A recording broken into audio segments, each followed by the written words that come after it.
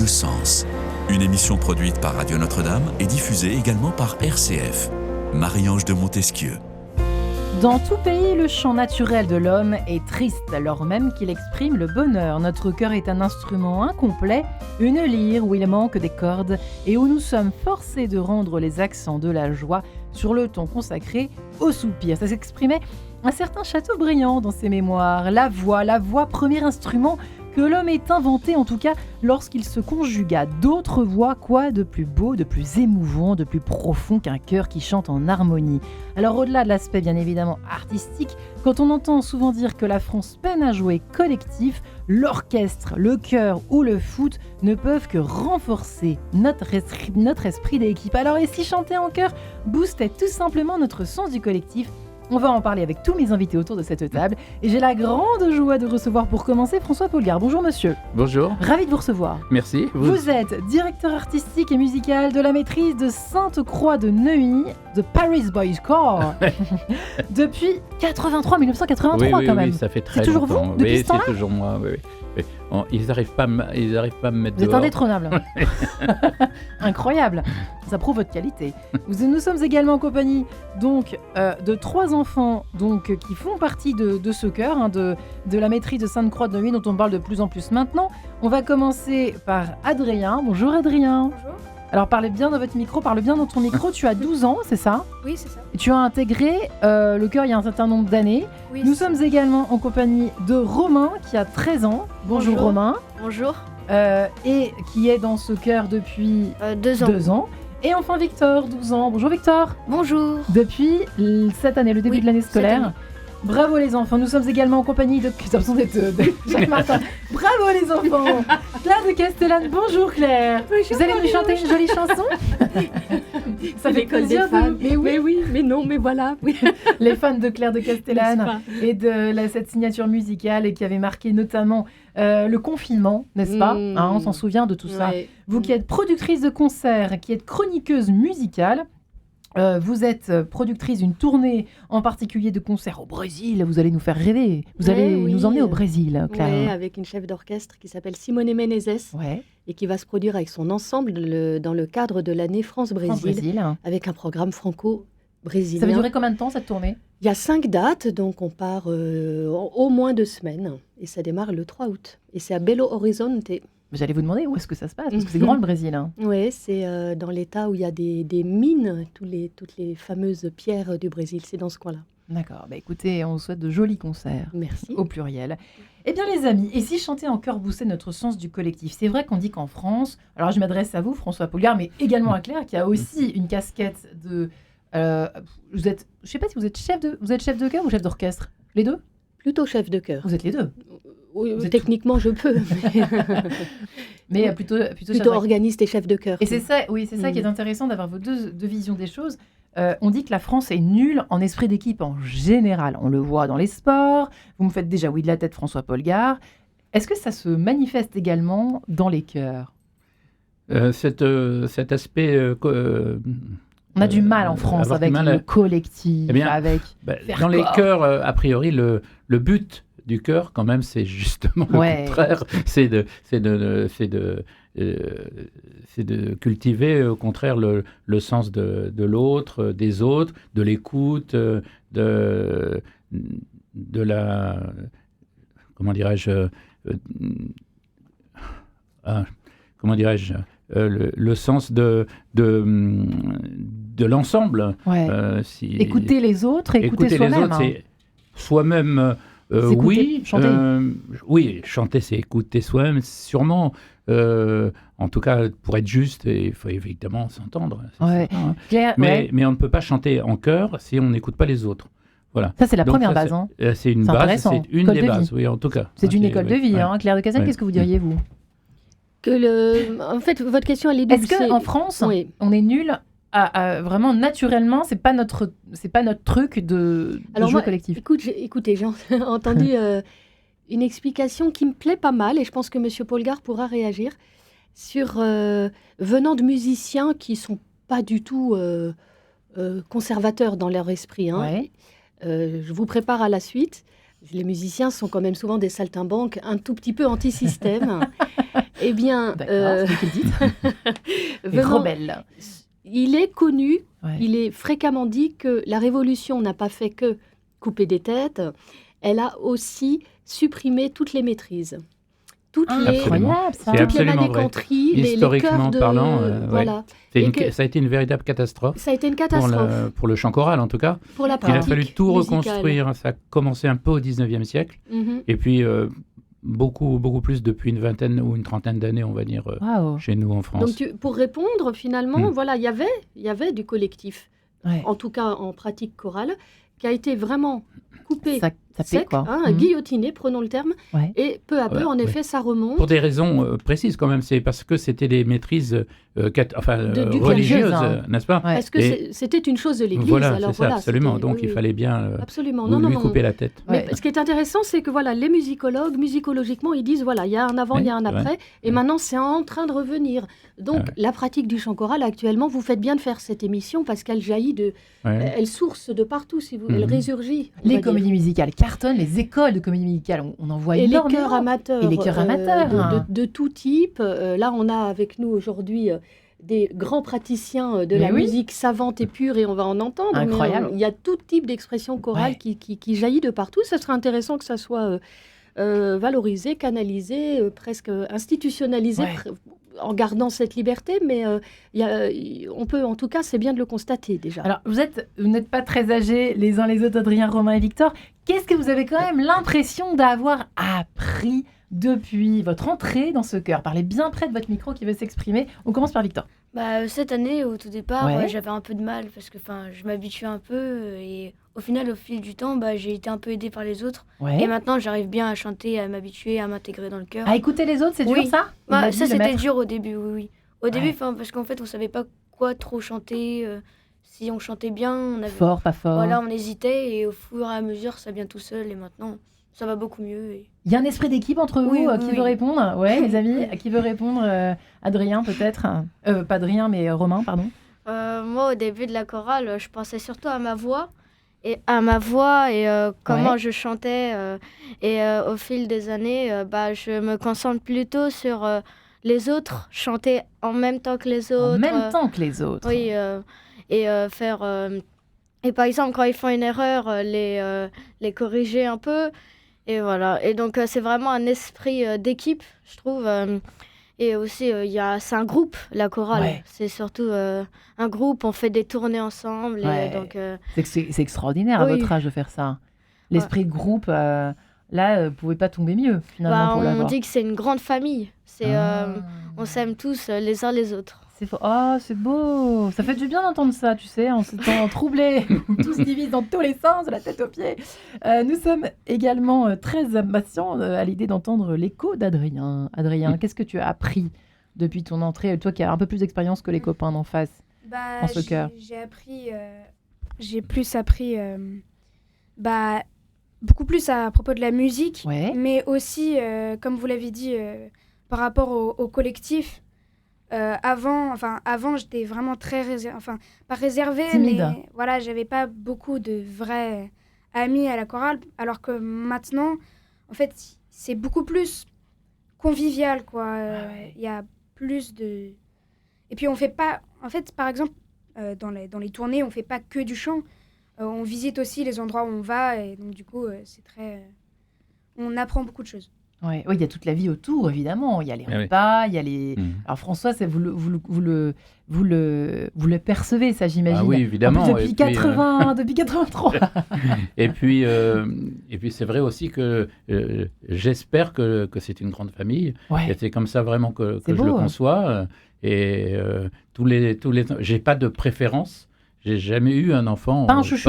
Non. Bravo. Il y a des enfants qui m'énervent plus que d'autres. Quand même. Et ça, c'est normal. C'est comme dans les familles. Il y en a qui sont un peu plus compliqués. Ouais. Mais non. Autrement, vraiment, ils ont tous la même place pour moi. Ouais. C'est très important. Et Ouais. l'esprit de famille, depuis le début, ça c'est... Oui, et mon tissé prédécesseur, j'ai naturellement. appris ça de mon prédécesseur aussi, qui était un homme extraordinaire et qui cultivait également ce côté familial. Ça, c'est vraiment très important. C'est la spécificité de ce chœur ou tous les chœurs sont un petit peu comme ceux-là? Je ne sais pas. Alors moi, j'ai dirigé le chœur de Radio France, le chœur de l'Opéra de Paris, donc des chœurs professionnels, si vous voulez. Hein. Et évidemment, je n'ai pas trouvé justement la même chose. Vraiment pas la même chose. Waouh! En plus, il y a les syndicats, donc il y a d'autres problèmes. Vous n'êtes pas syndiqués, les enfants, non? Non.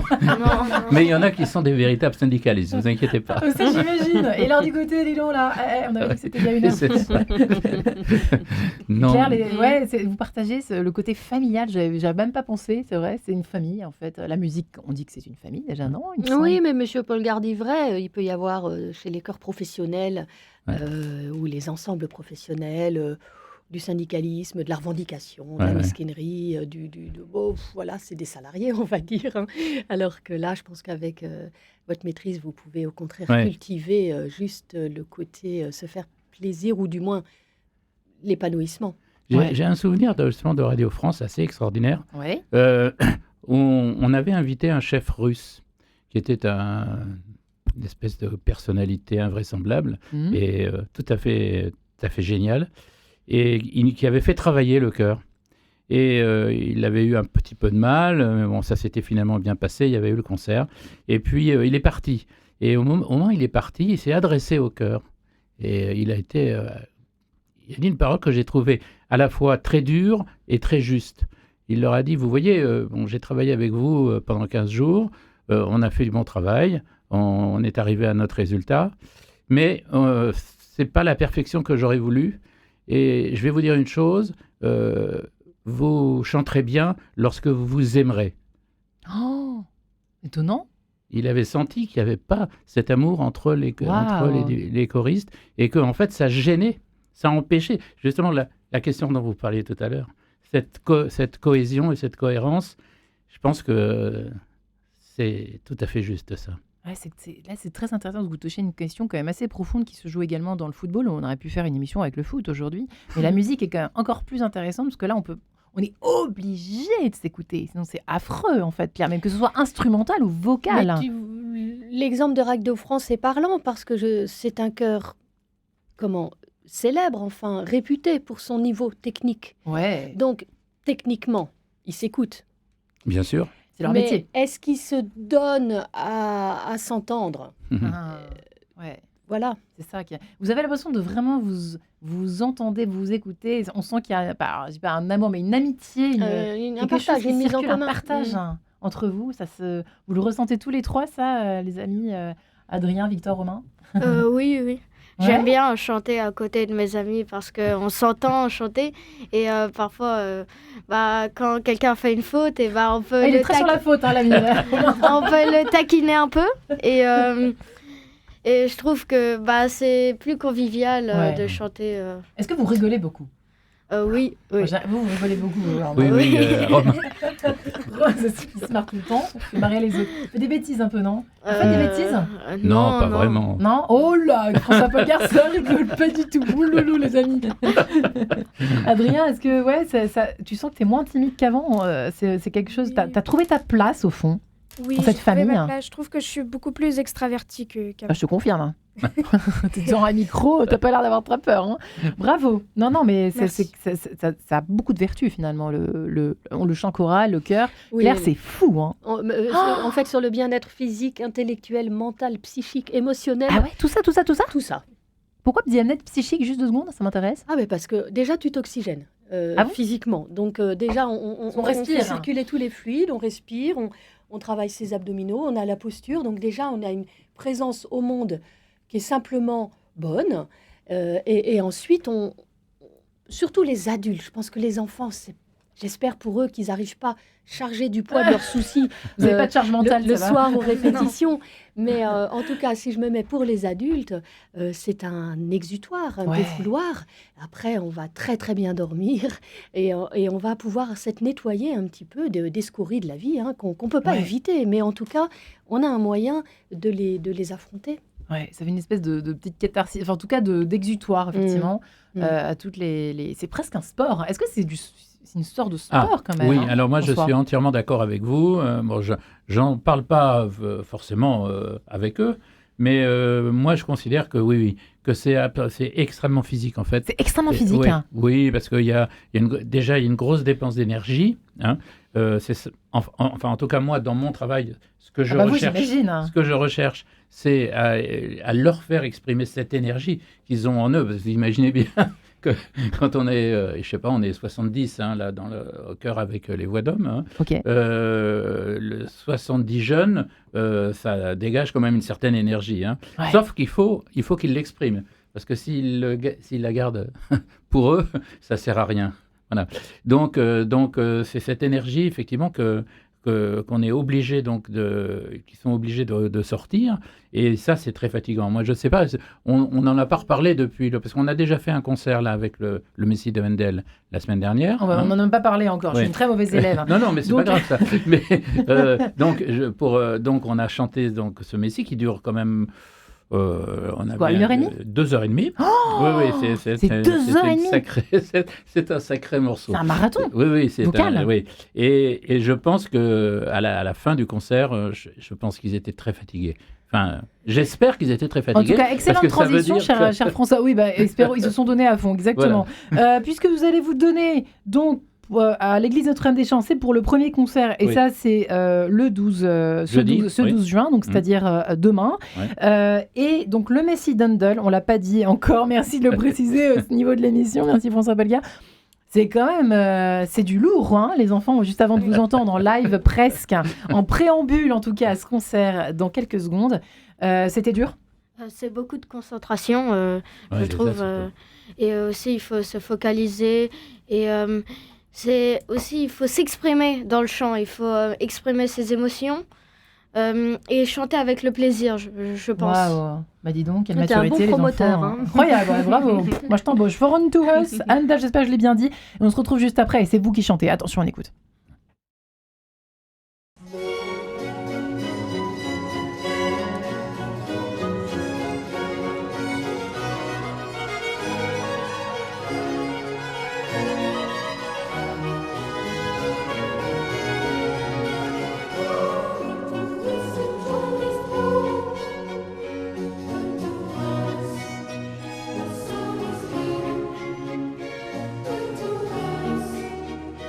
Soul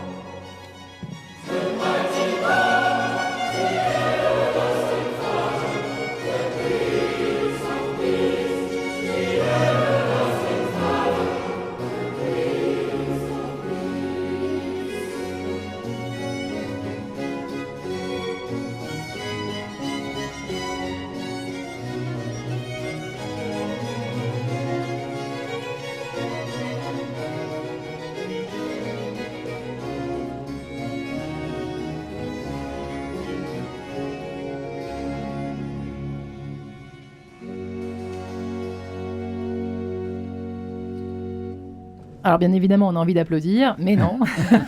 Bravo, en tout cas, les enfants. Alors moi, je me suis posé plein de questions en entendant cet extraordinaire extrait Foreign to Us d'Handel, alors qui est bien célèbre. On entendra plus tard le fameux, encore plus fameux Alléluia.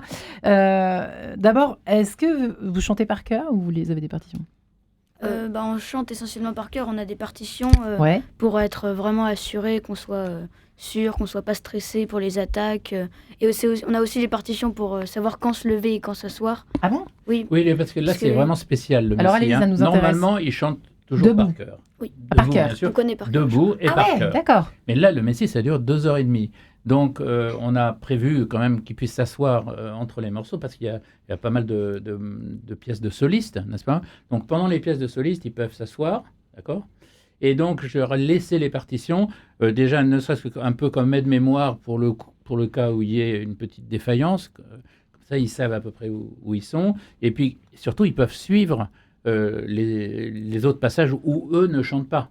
Donc, ça leur permet et puis de savoir le moment où il va falloir qu'ils se relèvent, et puis, pour que ce soit, le spectacle soit bien, il faut qu'ils se lèvent en même temps. Oui, et c'est qu'ils ça, faut s'assoient pas que en ce soit même le temps. désordre. Faut pas que Ça va ce soit pas, là. ça, hein. Voilà, c'est ça, la pagaille.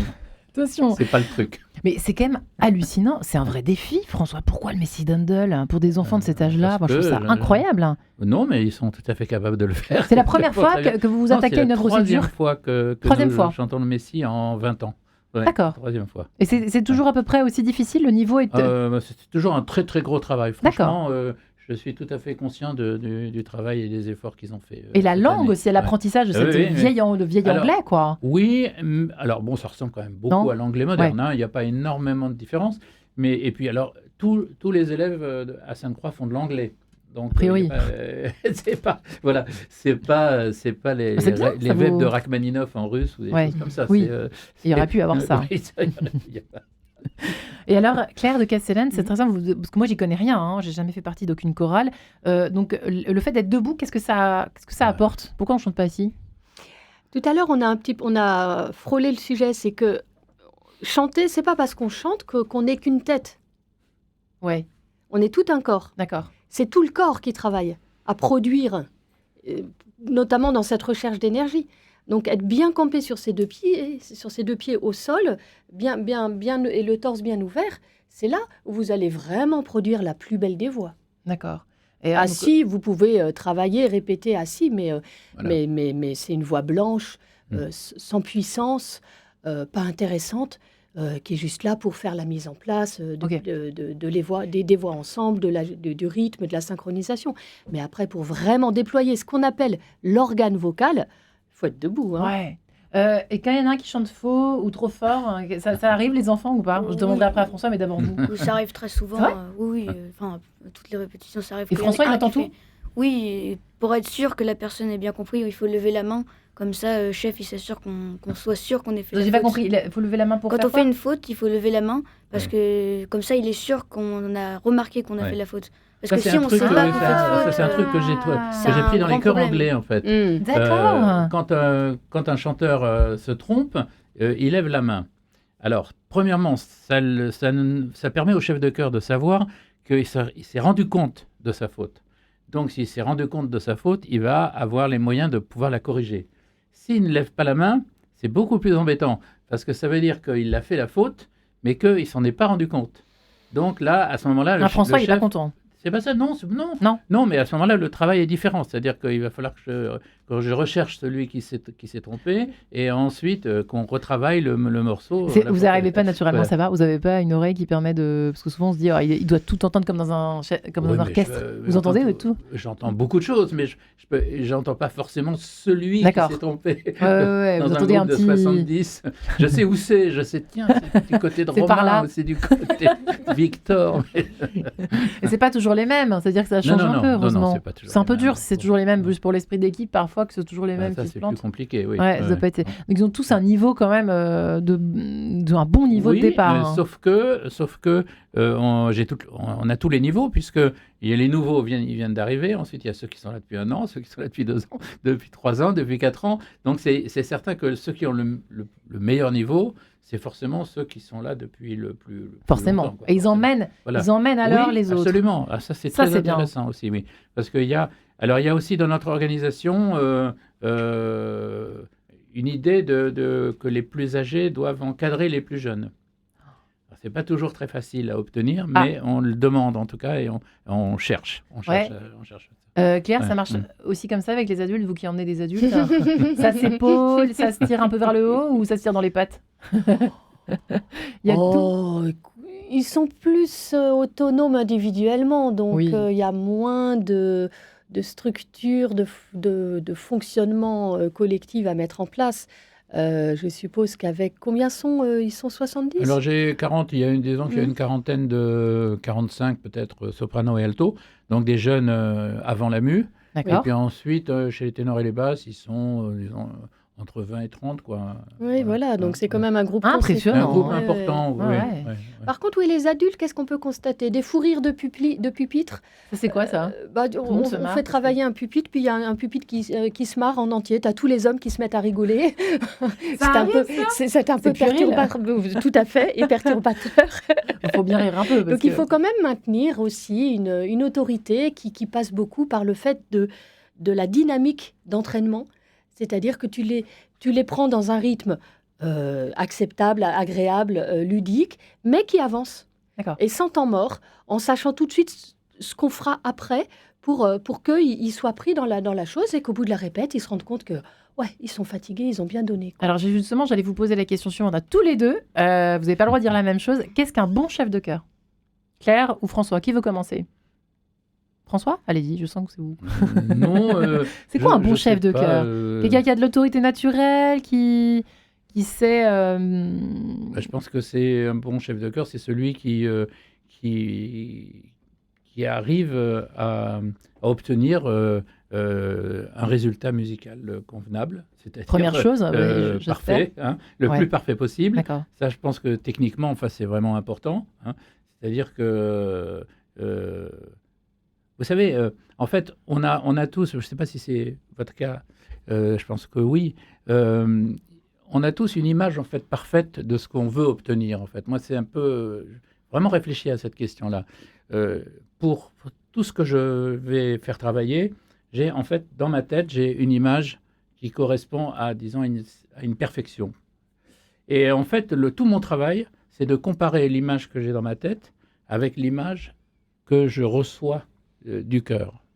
Et c'est cette comparaison, c'est ce travail, c'est-à-dire entre cette image que j'entends et celle que j'ai en moi, que je dois rapprocher le plus possible. Et c'est ça tout le travail du chef de chœur. C'est de modeler. En fait, je me sens quelquefois plus comme un sculpteur que comme un chef. Un sculpteur. Comme un chef, oui. C'est comme une matière vous avez l'image malléable, ouais. parce qu'ils sont en plus, dans un chœur d'enfant, la matière est très souple, n'est-ce pas? C'est pas souvent chez les adultes, il y a de la résistance, beaucoup plus de résistance. Alors, et c'est en fait cette espèce de travail de modelage, voilà, que je tente de faire. De la voix. Voilà. Et puis mon travail de répétition.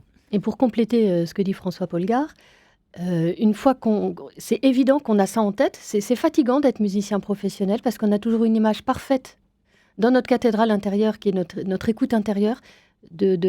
On cherche toujours à atteindre cette perfection inatteignable de la réalisation parfaite d'une œuvre de musique. Et en effet, on fait avec les moyens dont on dispose, qui sont les instruments, ici les voix. Alors je pense qu'une chose importante qu'un chef de chœur doit avoir, c'est cette capacité à canaliser les énergies.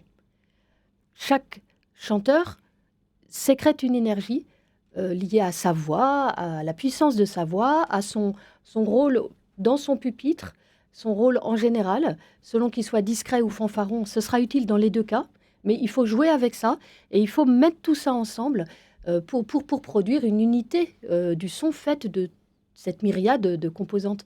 Et pour ça, il faut pas avoir peur, il faut être un tout petit peu intrépide pour revendiquer qu'on va savoir capter ces énergies pour rendre cette œuvre idéale qu'on a dans notre cathédrale Donc intérieure. ça ferait de sacrément bon chef d'entreprise, ce que vous racontez là, si on transpose au monde du business, Ouais. les amis, du management. Vous savez que beaucoup de musiciens interviennent énormément, beaucoup de chefs, dans des séances de coaching en entreprise, exactement pour ces raisons-là. Tout à Parce fait. qu'il y a une complétude, on est obligé d'inciter les musiciens ou les chanteurs à se compléter, en fait, c'est un peu ça. Finalement, c'est un peu ça, on à trouver sa place. On travaille ça, oui. Oui, oui. Les enfants, vous avez besoin de vous compléter, ouais, c'est intéressant. Vous avez besoin de vous compléter les uns les autres, ou c'est un peu abstrait pour vous, ce langage que je suis en train d'utiliser? Je pense qu'on se complète parce que Victor et Romain.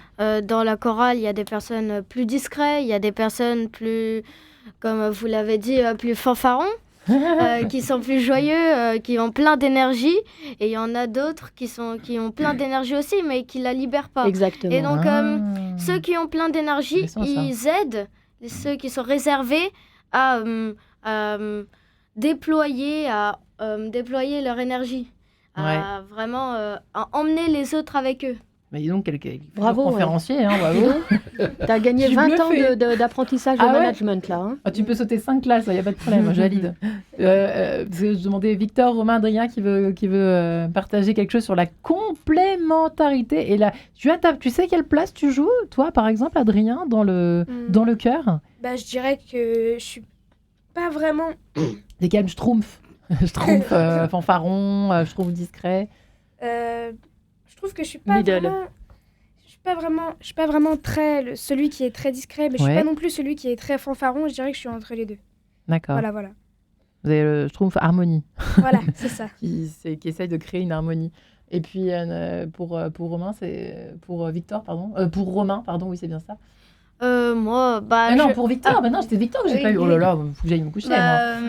Moi, au tout départ, j'étais un peu plus discret parce que j'étais pas discret. Oui, parce que j'étais pas sûre de ce que je faisais et je voulais pas me tromper. Mais après, plus on chante et plus ça vient. Ah oui, il y a ça aussi, la peur de se tromper, bien évidemment. Et là, quand on a plus peur, qu'on connaît bien sa partition, on peut vraiment plus se donner, plus se lâcher. Ouais. Alors la peur de se tromper, alors je leur dis souvent, mais chantez, trompez-vous, tant pis, trompez-vous, mais il faut chanter. L'école de vie, mais c'est merveilleux, vous vous rendez compte que message surtout pas se réserver, prenez vous chantez, risque, hein. Si vous trompez, on répète. On est en répétition, c'est normal, c'est pour ça. C'est pour ça. Extra. En fait, on répète pour se tromper. Donc, voilà. Eh bien, alléluia. C'est tout ce que j'ai envie de vous dire. Mendel, on vous entend là tout de suite, les enfants. À tout de suite.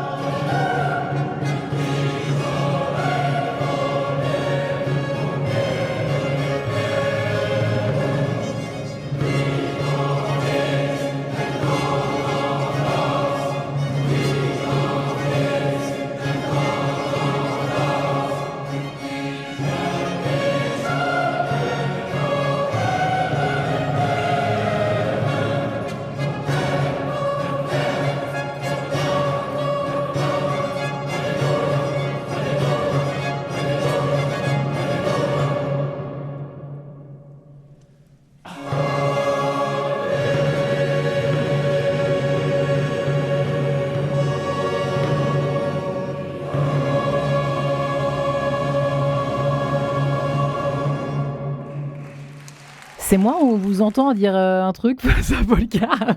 On a l'impression qu'on entend votre respiration. Oui, ça peut, c'est bien possible. vous, hein. Oui, c'est possible. C'est trop drôle. Bonne oreille, Madame de Montesquieu. attention, Bonne oreille. Petite pianiste du dimanche. On me dit quelquefois que je... Mais c'est que pas je- tout à l'heure aussi, Non, il y avait c'est un parce truc. que en fait, comme j'exprime le texte aussi en même temps qu'eux Ah ouais. pour les aider. hein. Allez, Et vas-y. donc, quelquefois, il y a une syllabe qui m'échappe. Ouais, c'était Et amusant. on vous entend parce que le chœur a fini de chanter. Du coup, Oui. vous le faites en continu, mais on vous entend pas quand il y a le chœur. Et du coup, Ah, oui, on la bah oui, vous traduit chantez jusqu'à tout le la temps, fin. vous Non, je Chantonnez dans votre tête chante- Dans ma tête, oui. Forcément. Vous n'êtes pas en train de penser à ce que vous Non, allez non. bouffer ce soir, quoi. Non, non. Ouais, j'imagine quand même. Ça peut arriver. Ça doit demander une concentration. Parce qu'en fait, est-ce que dans votre cerveau de chef de chœur, vous êtes un peu comme un entraîneur de foot pour le coup, vous êtes obligé de vous dissocier un petit peu. Enfin, vous voyez ce que je veux dire, Entre quoi et Claire quoi Bah, entre toutes les voix, toutes les parties, Ah, Bah, on a c'est une important, écoute vraiment polyphonique. Et Ouais. puis, Ça tu doit dois être aussi, assez, quand tu diriges, avoir un petit doigt pour. Tu vois Ouais. Donc, Ouais. c'est. Ouais, c'est de la concentration. Mais ça, c'est de la jouissance comme les sportifs. C'est-à-dire qu'on est très, très.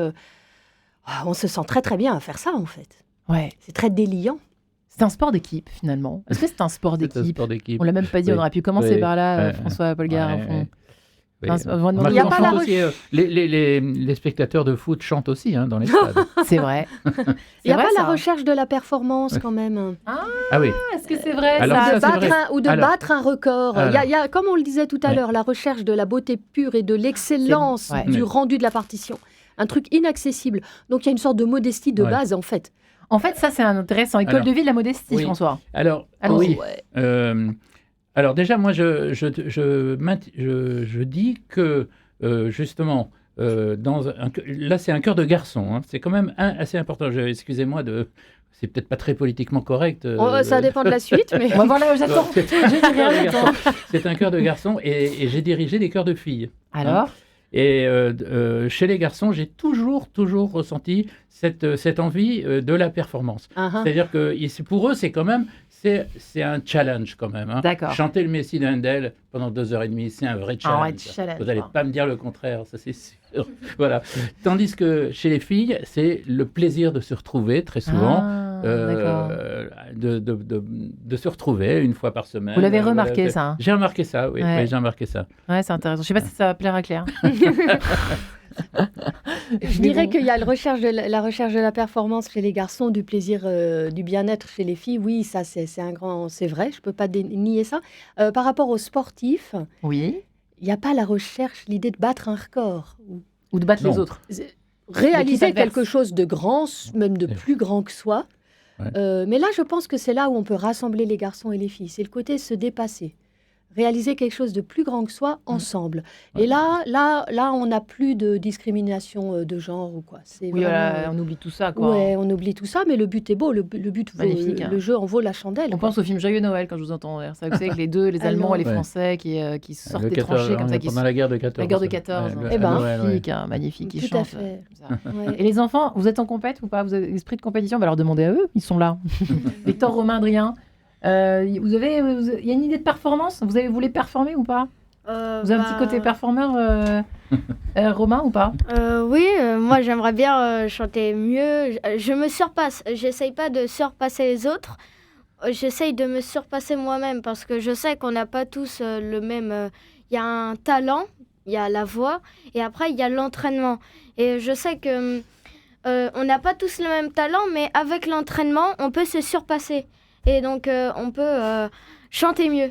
Mais donc c'est pour ça qu'il ne faut pas essayer de surpasser les autres comme dans les sports et voilà. Mhm. Il faut se surpasser soi-même. Au service du groupe, en fait. Oui. C'est quand même très différent la démarche. Hein. Bah oui, exactement. C'est pas Il tout l'a à fait très la très même bien démarche. Ouais, dit. bravo Romain. Victor, tu dirais quoi? Bah, moi, je dirais que... Oula, accident de micro.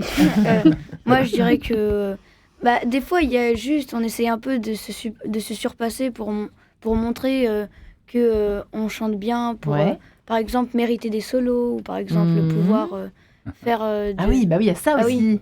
Mériter des solos. Ah, il y a un Comme peu de les premiers carotte quand violons. même. Oui, alors là, on peut rentrer dans les détails. Terrible. Hein. Bah oui, c'est ça la vie en même temps. Et Ah oui, et ça, vous vous battez tous pour avoir un rôle de solo? Ça dépend, il y en a qui veulent pas, il y en a qui Il y en a veulent. qui veulent pas aussi. Mais Oui, entre ceux qui absolument, veulent, oui. il y en a qui essayent de montrer qu'ils sont Ouais. pour plus s'imposer, pour montrer Mhm. qu'ils sont plus de ce style-là, pour faire des solos. Il y en a d'autres qui aiment beaucoup chanter, mais qui sont souvent stressés, donc ils se renferment un peu sur les solos. D'accord. Donc ça dépend, Se posent un peu. du style de la personne. Ouais. Ah oui, il y a des solos, ça arrive. Oui, c'est évidemment, obligatoire. Oui, oui. François. Et ben, surtout que là, dans nos Messies de Handel, Ouais. là, Ah, la que moitié, c'est des solos. du 12 et du 14, et il y a tous les solos de soprano et Toujours les d'alto. mêmes? On va changer un petit peu, mais ce sera les mêmes cette année. Et ils sont En très revanche, flattés. En revanche, on va redonner le Messie en décembre prochain. Et là, forcément, il y en aura des Des nouveaux. nouvelles têtes. Vous allez. Oui, oui, et là, je vois les Repérer. yeux de Romain là, qui s'illuminent. Tu fais partie. Ah, mais il y a des Ouais. solos, je vous ai même pas posé la question. Il y en a un qui est solo dans les 3? Oui, moi, Adrien, toi, tu es solo. Oui, voilà, oui. Et Ça ça- fait Oh, quelques-uns. bravo. Ouais, et tu as de la pression sur les épaules, tu as Oui, une oui, c'est un espèce de- vrai travail psychologique aussi. Oh là là, bon, dis donc. Hein. Et tout de suite, hein, le travail psychologique. Ouais, parce que ouais, on n'entend que toi, quoi. Là, pour le coup, le cœur s'efface. Hein. Pas que moi, puisqu'il y a aussi l'orchestre, mais Il y a l'orchestre, bien évidemment. qui m'aide beaucoup, beaucoup. Ah. Et c'est le cas aussi pour tous les solistes. Je pense que si tous les solistes chantaient a cappella, donc sans accompagnement, ça serait beaucoup plus compliqué. J'ai l'impression que vous n'êtes pas très capella, François. Vous en faites peu. Si, ça nous Ah, si, arrive. quand même, Oui, hein. oui, oui, oui. Par C'est exemple, là, important de faire. dans la programmation de la tournée, par exemple, il Ouais. y aura pas mal de D'accord. chœurs a cappella. Bah, c'est formateur. Oui, oui, oui.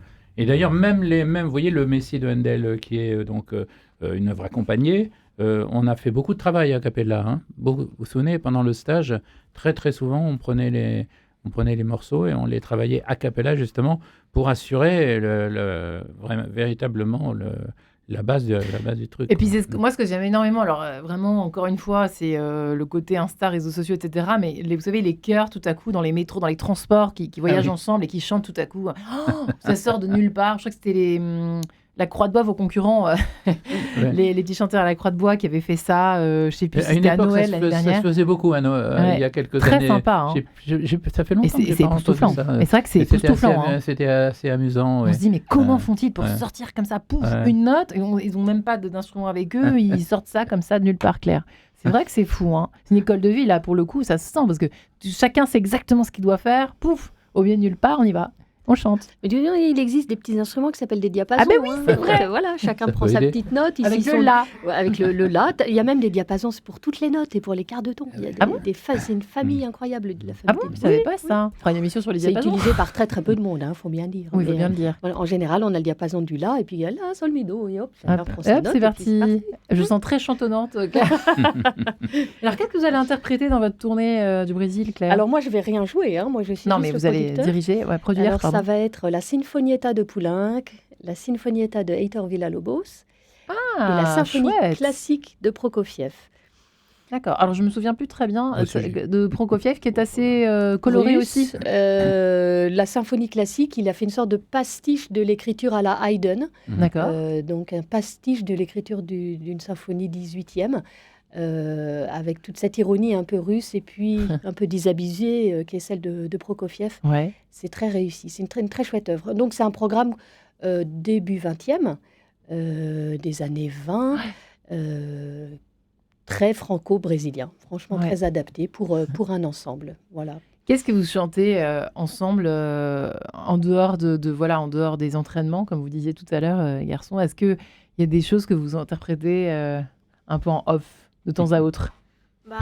Après les répétitions, on a les chants dans la tête. Et donc, parfois, quand on rentre à la maison, par exemple, moi, je rentre avec Victor et Clément, c'est Ouais. un autre petit chanteur, et ben on chante un peu les morceaux qu'on a travaillés parce qu'ils sont dans nos têtes. Et voilà. Et donc, on vous aime les bien... singez, vous en rigolez aussi? Oui, on Vous déformez? rigole. Moi, ma sœur, je me rappelle, elle déformait des morceaux, des chansons, elle changeait les paroles et c'est drôle et c'est amusant. Et après, on exprime notre joie. Donc, ma mère, elle aime bien entendre la répétition et voir qu'on progresse. Parce qu'elle, tous les soirs, elle voit qu'on a progressé, qu'on connaît de plus en plus de morceaux. Et donc, je pense qu'elle est contente de nous et de la chorale. Ouais, elle est contente, sauf que quand c'est tous les soirs, c'est comme le violoncelle. Alors, vous n'êtes pas des violoncelles grinçants, mais j'imagine que quand c'est tous les soirs, c'est un peu... les parents sont quand même courageux, François, non, d'entendre ça à la maison. Adrien, tu fais ça aussi chez toi, non, tous les soirs? Non, pas vraiment. Non, pas vraiment. Chacun sa façon de faire. Vous jouez tous du piano, non? Ah, vous êtes tous un instrument? Oui. Je crois que oui.